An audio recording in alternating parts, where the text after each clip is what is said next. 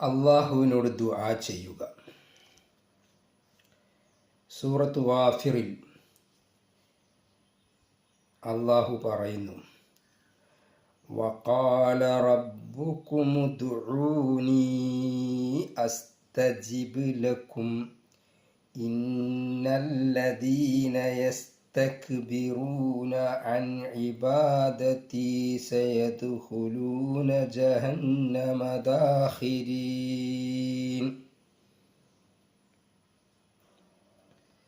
മനുഷ്യരെ, നിങ്ങളുടെ നാഥൻ പറയുന്നു, വഖാല റബ്ബുക്കും, നിങ്ങളുടെ നാഥൻ പറയുന്നു, ഉദ്ഊനി അസ്തജിബ് ലക്കും, എന്നോട് നിങ്ങൾ പ്രാർത്ഥിക്കുക, നിങ്ങൾക്ക് ഞാൻ ഉത്തരം നൽകും.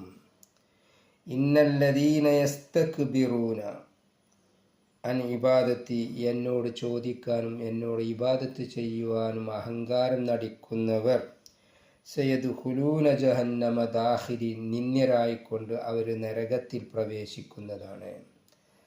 നിങ്ങളുടെ നാഥൻ പറയുന്നു, എന്നോട് നിങ്ങൾ പ്രാർത്ഥിക്കുവീൻ, ഞാൻ നിങ്ങൾക്ക് ഉത്തരം നൽകുന്നതാണ്.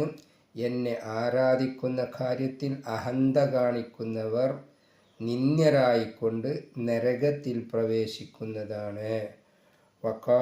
വഖാല റബ്ബുകും ഉദ്ഊനി അസ്തജിബ് ലക്കും ഇന്നല്ലദീന യസ്തക്ബിറൂന അൻ ഇബാദതി സയദ്ഖുലൂന ജഹന്നമ ദാഖിരീൻ. സൂറത്ത് ഗാഫിർ 60-ാമത്തെ ആയത്താണത്. എൻ്റെ അടിമകൾ എന്നെക്കുറിച്ച് താങ്കളോട് ചോദിക്കുമ്പോൾ പറയുക, തീർച്ചയായും ഞാൻ സമീപസ്ഥനാകുന്നു.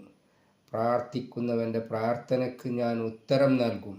അവൻ എന്നോട് പ്രാർത്ഥിക്കുമ്പോൾ അതുകൊണ്ട് അവൻ എനിക്ക് ഉത്തരം നൽകുകയും എന്നിൽ വിശ്വസിക്കുകയും ചെയ്തു കൊള്ളട്ടെ.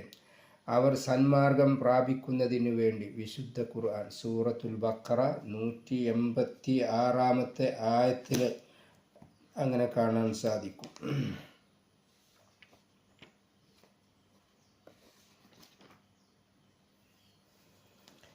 വഇദാ സഅലക ഇബാദി അന്നി ഫഇന്നി ഖരീബ് ഉജീബു ദഅവതദ്ദാഇ ഇദാ ദഅാൻ ഫൽയസ്തജീബൂ ലീ വൽയുഅ്മിനൂ ബി ലഅല്ലഹും യർഷുദൂൻ.